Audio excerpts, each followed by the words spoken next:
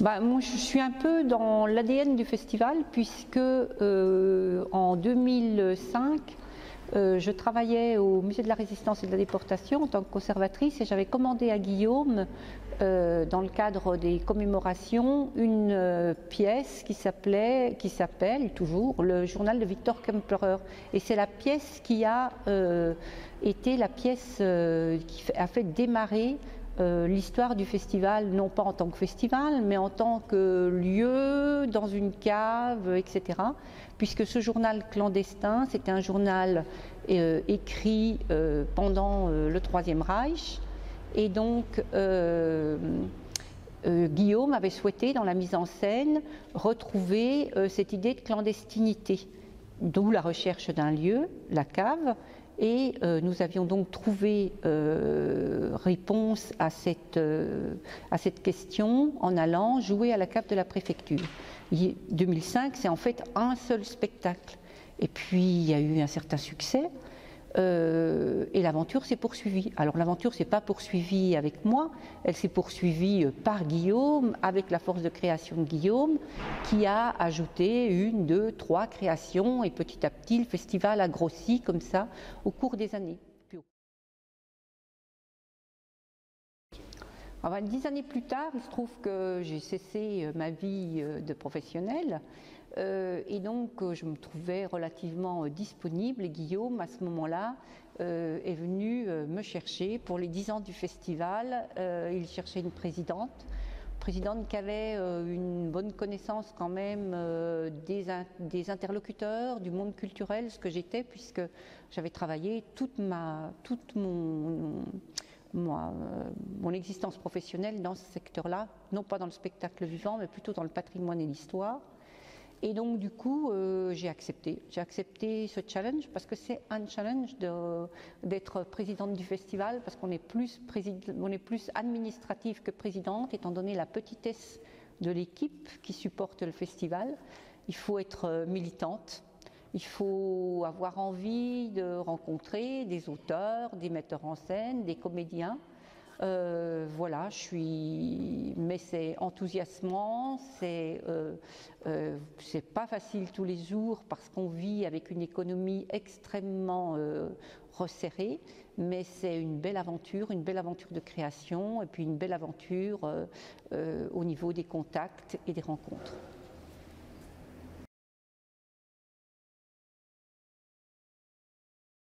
Oui, alors en 2017, c'est une édition où les femmes sont à l'honneur.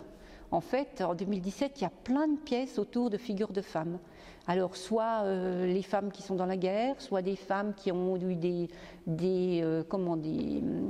vies extraordinaires, comme Clara Askill, soit au contraire des femmes qui connaissent des difficultés, comme une femme qui est en proie à l'illettrisme et donc aux difficultés de la vie. C'est aussi une belle année de femmes, parce qu'il y a plein de metteurs en scène femmes, Anne Montfort, Elisabeth Barbazin, Louise Lévesque. C'est aussi une année où il y a plein de jeunes comédiennes, voilà, Zélie, Karine, Elsa, toutes des comédiennes qui sont issues d'une formation qu'encadre Guillaume Dujardin à l'Université de Franche-Comté. Et donc c'est toute une pépinière de jeunes comédiennes.